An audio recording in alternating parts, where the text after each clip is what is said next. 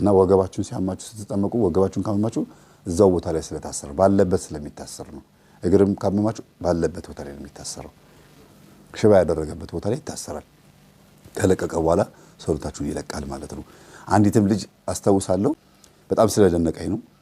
የአቡነ ኪሮስ በ8 ማለት ነው ገድላቸውን ካዘልኩኝ በኋላ ቤት መጥቼ እንግዲህ ቅዱስ አባታችን አቡነ ኪሮስ ልጅ ይሰጡኛል ገድላቸውን አዝዬ መጣሁኝ እያልኩኝ ከሰራተኛ ጋር ያወራሁኝ አሉ። በጣም ይደነገጥኩት አለች። ከጓዳ ወደ መኝታ ክፍል ጨለም ያለ ቦታ ነው አለች። እንደዚህ ውልብ ብሎ ሲያልፋየው አለች። ድመት ነው የመሰለኝ አለች። ግን ድመት ነው ብዬ እንድገምት ያደርገኝ እጥረቱ እንጂ ትንሽ ፍጥረት ነው አለች። እና ሮጬ ሄጄ እንደዚህ ብዬ ሳየው ጭራ አለው ግን ሰው ነው አለች። ጀርባውን ያየሁት ሮጦ አልጋ ስር ገባ። እንዴ ናትና መምህር ተስቤ የሚያስተምረው ይሄማ አስማንዲዮስ ነው አልጋ ላይ ተቀምጦ ባልና ሚስትን እንግዲህ በሰማችሁ ትምህርት ነው ልጅ አስማንዲዮስ ነው አልጋ ላይ ተቀምጦ ባልና ሚስት እንዳይወልዱ ዘር እንዳይተኩ ልጅ እንዳይኖራቸው የሚከለክል መንፈስ ነው። የጦቢትና የጦቢያ ታሪክ ላይ አውቀዋለሁ። ይሄ መንፈስ ጭራ አለው ሮጦ ሲወጣ ይቻላል ብሏል አለችና ቶሎ ብላ ሄዳ ከበርሜል ጊዮርጊስ ያመጣችው ጸበል ከግሸን ያመጣችውን ጸበል እንዲሁም ከአባታችን ከዝቋላ ያመጣችውን ጸበል ቀላቅላ አልጋ ስር ስትረጨው የእውነቴን ነው የምላችሁ በእግሬ ስር ሾለካለች። አጭር ፍጥረት በእግሬ ስር ሾልኮ ሄዳለች። ጮውኩኝ ዋይ ምንድነው የሆነ ትንሽ ነገር ሄደ።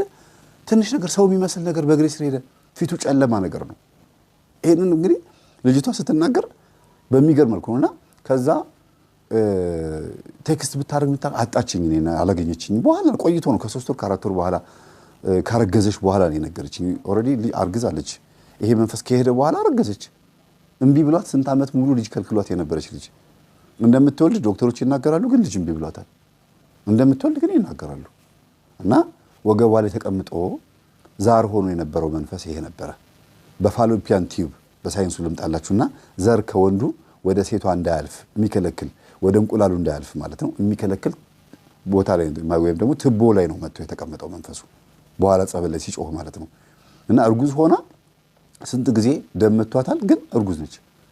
የወረደ መስሏት ተስፋ ቆርጣ ነበረ፣ ግን አሁንም እርጉዝ ነች ይሏታል። የደም ምልክት ይታያታል። እና ብዙ ሙከራ አድርጓል። በሳምንቱ እንደገና ሄዳ ገድላቸውን አዘለች አስፈቅዳ ማለት ነው። አባቴ እንደዚህ ሄዳ ምስክር ስትመሰክር ራሱ እዛ ገድሉን የሚያሳዝሉት አባቶች ገርሟቸው አዎ ብዙ ይባላል። ገድሉን እኮ እንድታዝሉ የሚደረገው ዛር መንፈስ ጀርባቸው ላይ ተቀምጦ ብዙ ስራ ጨጓራም እዛ አካባቢ ላይ ቦታ ጽንሱንም ማህፀኑንም ምናምን ይከለክል የነበረው መንፈስ ስለሚመታው ነው። ገድሉ ደንግጦ መንፈሱ ሲሄድ እናንተ ልጅ ታገኛላችሁ ዘር ያልፋል ብለው አስረድተዋታል። እንደገናም ደግሞ ደጋግመን እኛ የምናስተምረው ይሄን ነገር ትሰማለች ልጅቷ። እና እነዚህ ትናንሽ መናፍስቶች ብዙ ቦታ ላይ ይሰማሉ አሉ። በጣም ብዙ ቦታ ላይ አሉ። ኮሜንት ላይ ራሱ ብትጽፉ አንዳንድ ሰዎች አታጡትም። ይሄን እርግጠኛ ነኝ አንዳንድ ሰዎች ይነግሩኛል ብዬ አስባለሁ፣ ትነግሩኛላችሁ ብዬ አስባለሁ። ብዙ ቤት ያጋጥማል። በቪዲዮም ነጮች ያወጡታል። በጣም ብዙ ቦታ ላይ በቪዲዮ ይወጣል። ትንንሽ ናቸው። በወንበር ስር ሹልክ ሲሉ በሆነ ቦታ ሲሄዱ ይታያሉ ይባላልና ይሄንን በዚህ ሊያዘው ይሄን በዚህ ሊያዘው ብዙ እዚህ ውስጥ መዘርዘር ያስፈልገኝ እንደ ግንዛቤ ያክል ነው። ሰብሰብ ብላ አድርገው ብዬ ነው። እናት ይሄ መንፈስ ይከተላቸዋል እና ግን በቃ የእናቴ አባቴ ከራማ ነው ብሎ ነው የሚያስቡት እሳቸው። በነገራችን ላይ ሁላችሁም ልብ ብላችሁ ስሙኝ፣ በደንብ አዳምጡ። ለይቶለት የሚናገር መንፈስና ሳይለይለት እየተጨናነቀ አንዳንድ ምልክት እያሳየ የሚኖር መንፈስ ሁለቱም አንድ አይነት ናቸው። ሁለቱም የተጋለጡ ናቸው። በነገራችን ላይ ዳግሜ ተጋለጠ ማለት እኮ ታወቀ ማለት ነው አይደል? ሌላ ምን ማለት ነው? ሲሻኝ ለቀቀ ማለት ነው። ለምሳሌ አይነጥናው መተቱ ድግምቱ ዛሩ ቡዳው ራስ ያወጣና ይናገራል። ከዛ እኔ ነኝ እንዲያረኩት እኔ ነኝ እያሉ ይናገራሉ፣ ያወራሉ፣ ክፋታቸውን ተንኮላቸውን ይዘረዝራሉ። ይሄ የተጋለጠ ነው። ከዛ ደግሞ እዚህ ጋር ለሰው ያልተጋለጠ የሚመስለው ግን የተጋለጠ መንፈስ አለ። ያ ማለት ምን ማለት ነው?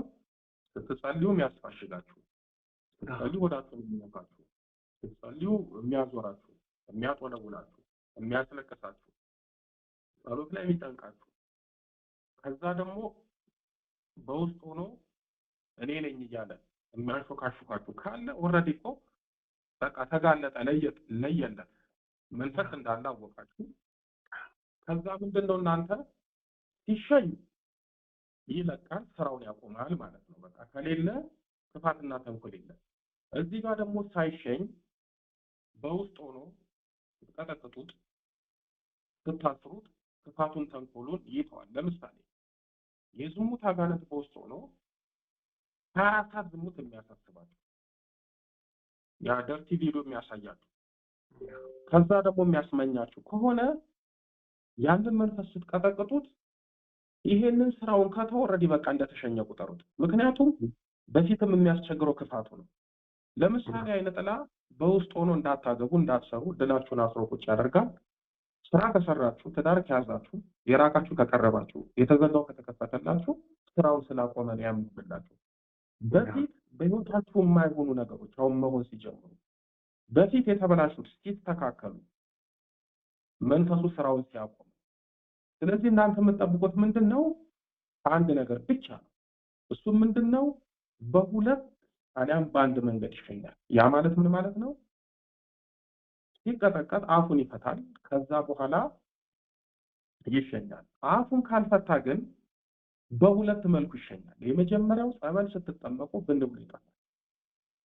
ሁለተኛው ስትጸልዩ፣ ስትቀጠቅጡ፣ ስትሰግዱ፣ ስጋው ደግሞ ስትቀበሉ፣ በጸሎት ስትበረቱ መንፈሱ እየተዋችሁ እየለቀቃችሁ ይላል። መንፈስ በቃ እንደ ጉም ነው፣ እንደ ጢስ ነው ከሰውነታችሁ እየበነነ። ለምሳሌ እንደውም በቀላሉ ልንገራችሁ፣ የአይምሮ መተት ወይም የእውቀት መተት፣ የትምህርት መተት ያለበት ኮመን የሆነ አንድ ምልክት አለ። ያ ምንድነው? መጨነቅ፣ ከፍተኛ የሆነ ራስ ምታት፣ ከዛ ደግሞ እያነበቡ ያንን ነገር አለመረዳት ሲኖር የአይምሮ መተት ነው። እየጸለያችሁ እየሰገዳችሁ ስጋው ደግሞ እየተቀበላችሁ እየበረታችሁ ስትመጡ አእምሯችሁን የሚያስጨንቃችሁ ነገር ከተዋችሁ መንፈሱ ለቀቃችሁ ማለት ነው። በሰዎች መማር እየቻላችሁ ሳትማሩ ቀርታችሁ መማር ከቻላችሁ፣ በፊት አንድ መስመር ማንበብ አቅቷችሁ ዛሬ 3-4 ገጽ ማንበብ ከቻላችሁ መንፈሱ ሲተዋችሁ ነው። ስለዚህ ሽኝቱ በተለያየ መንገድ ስለሆነ እንደነከሌ የኔ ተጋጦ ለምን አልተሸኘም እንዳትሉ። እግዚአብሔር እናንተን ለማዳን እልፍ መንገድ አለ ብሏል እኮ ቅዱስ ዳዊት። እግዚአብሔር በወጀቡ በየብሱም መንገድ አለው ብሏል። በወጀብ የተባለው ባህር ነው፣ የብስ የተባለው መሬት ነው። እናንተን ለማዳን እናንተን ለማስመለጥ በመሬትም በሰማይም በባህርም እግዚአብሔር እልፍ መንገድ አለው። ስለዚህ እየጸለያለሁ ሰግዳለሁ ግን አልተጋለጠም፣ ስጋው ደግሞ እቀበላለሁ አፉን አልፈታም፣ ተውት። እናንተ እስኪ የራሳችሁን ስራ ስሩ። ከዛ በኋላ እኮ ትርፍ ነው። ለምሳሌ ስጋው ደግሞ የምትቀበሉት አጋንንትን ለማቃጠልና ለመላቀቅ አይደለም። ስጋው ደግሞ የምትቀበሉት ዘላለማዊ ህይወት ለማግኘት፣ ጸጋ መለኮት ለማግኘት፣ ረድኤተ እግዚአብሔርን ለማግኘት ነው። ትዳራችሁ፣ ህይወታችሁ፣ ገንዘባችሁ በሙሉ መለኮታዊ ቡራኬ እንዲያገኝ ነው። ከዛ የተረፈው ነው ለመንፈሱ የሚሆነው። ስጋው ደግሞ ተቀብላችሁ ዘላለማዊ አግኝታችሁ ጸጋ መለኮት እናንተ ላይ ሲያርፍ ያረፈው ተቃጠል ባትሉት ራሱ ያቃጥላል። ምክንያቱም ውስጥ ያለው ባዕድ አካል ስለሆነ ከመንፈስ ቅዱስ ጋር ክላሽ ስለሚያደርግ ያቃጥለዋል። ያኮን አሁን ብዙ ጊዜ ስጋው ደግሞ ስትቀበል በቃ እኔ አልቻልኩም የሚለው ሄዶ እሱን ለማቃጠል አይደለም፣ ነፍስን ለማዳን ነው። እና የሚተርፈው ነገር ነው። እሱን በደንብ አድርጎ የምንሰግደው ለክርስቶስ ለመገዛት ነው። ከዛ ስንሰግድ ግን ማን ይቀጠቀጣል? ነጅር ይቀጠቀጣል። ስለዚህ ትኩረታችሁ ነፍሳችሁ ላይ መንፈስ ህይወታችሁ ላይ አድርጉ። ስጋ ላይ የተቀመጠው እሱ እየቆየ ይለይለታል ማለት ነው።